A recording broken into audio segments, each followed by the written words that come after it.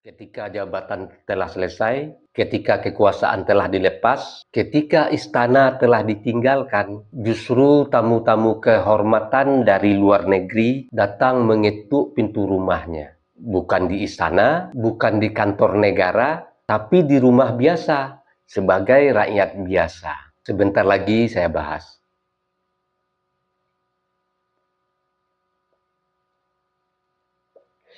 Beberapa hari yang lalu, Duta Besar Belanda datang bersilaturahmi.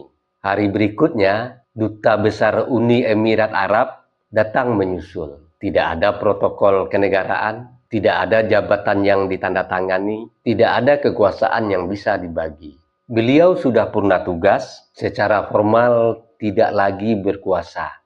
Titik. Dan di dalam negeri masih ada yang menghina, masih ada yang memfitnah, masih ada yang menuduh tanpa henti.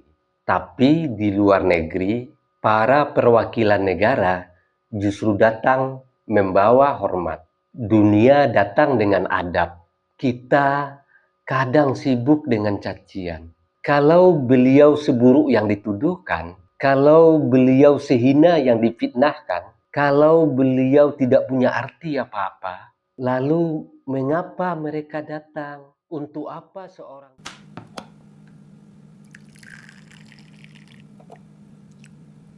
Sahabat, ngopi dulu.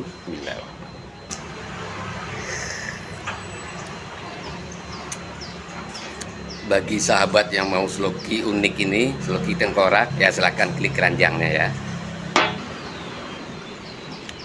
Sahabat bagi perokok tahu persis rasanya ketika dia mau menyalakan rokok di pinggir pantai atau di tanah lapang. Itu pasti banyak angin, dan untuk merokok menyalakan koreknya pasti kesulitan, pasti padam oleh tiupan angin.